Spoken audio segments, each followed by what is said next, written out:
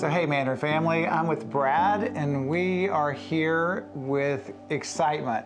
We're going to talk to you a little bit about our old office or house, and it's just down River Road. We've had an ad hoc team that jumped into play back in the summer of 2021, set apart by our lead team. And actually at this point in time, we're going to come on their behalf and make recommendation to our Mandarin family about the sale of the old house. So as the first step for you guys as family, we want to provide as much information as possible. Like the end goal is that you'll have everything that you need to know over the next 2 weeks to be able to vote at the recommendation of the lead team on May 22nd to affirm this movement. So Brad, you were a part of both the lead team and then the lead team set you apart on the ad hoc team. Right. And so I would love for you to just kind of begin helping our church body understand a little bit about the process and what has happened in this journey. Yeah, so Mark, I really enjoyed being on this ad hoc committee. It's, for those of you who don't know, I am in real estate for my profession, so I really thought that God has put me in a position where I could use some of the skills I've learned out in the secular world, and I did. It was really great fun. I think just one thing, the team was 3, and each of you brought a unique skill set, you know, from law and the fullness of understanding. And Bob, you're in real estate.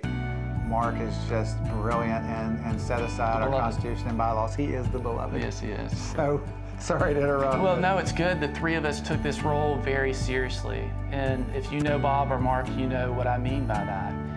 This resource has been unbelievable blessing to this family for many years. In fact, I was at that youth house swimming in the pool decades ago. So we took it very seriously. And I wanted to tell you a little bit about that so that you had all the information and you felt like you were well informed.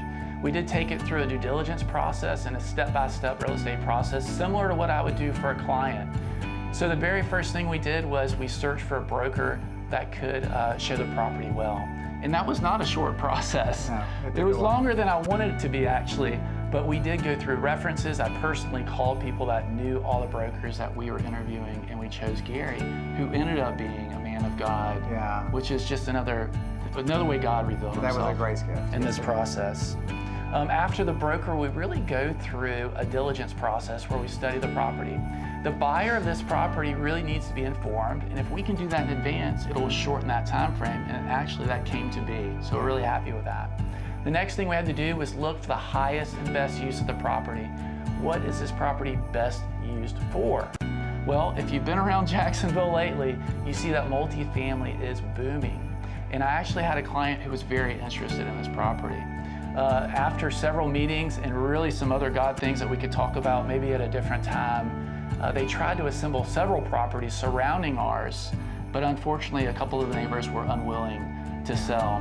So although multifamily was a great first try, it didn't work because the neighbors were unwilling. I think out of that was just the grace gift of being with Christ-centered men who desired to do something on the property and ultimately just left us encouraged. Yes. That was really a good journey. They're such good guys. So the next step and the next what I would consider highest and best use would be office. And Gary, our broker, actually had 2 or 3 clients that were kind of teed up for this move from step 1 to step 2, which was the office. Unfortunately, as his clients looked at it, they just thought it was just a little too far away from San Jose. They didn't get the visibility bang for their buck that they wanted. And it really led us to step 3, which I think is my favorite at this point, which is a single family residence. This came with some great benefits I want you to speak about in just a moment. But as we looked at this, the person who came along was just a godsend. As Mark called me, we kind of wept together because she and what she does so aligns with the mission and vision of Mandrew Baptist Church. So Mark, it may be a good idea if you just kind of go through and say, why does this residential use, why is it even better than the first 2?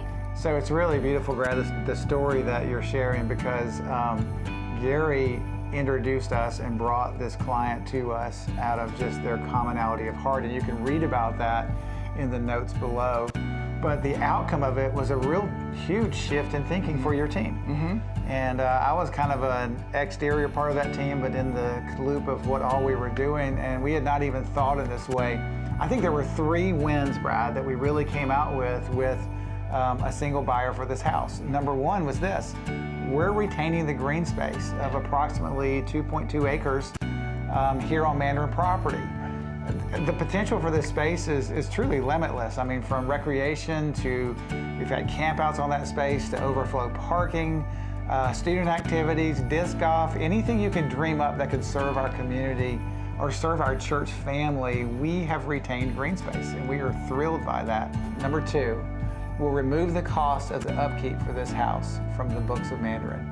And that is just a gift and a blessing. We're learning that it's about $100,000 to $120,000 to bring this house into condition. And so that is a opportunity that we have to use those resources in a gospel-centered and gospel-moving way. Third, this will provide an opportunity for a family to have a home, and for that family to bring that home into livable condition and to put that home into use. So we're really just grateful how the Lord has led us to this outcome. Next week, we're going to provide additional information through an FAQ document. After our service on the 15th of May, we'll have portions of our team after each service to answer questions live. And then on May 22nd, in both our early and 1045 services, we will vote to affirm the recommendation of the lead team to sell this parcel of land and the house. It's exciting. We have just kind of sensed that the Lord was moving in this. Right. And our prayer is that the more information that you get, the more that you will sense that journey as well. And speaking of information, just below this video is a chronicle that will just walk you from A to Z about this journey. So thank you so much, church. We love you guys.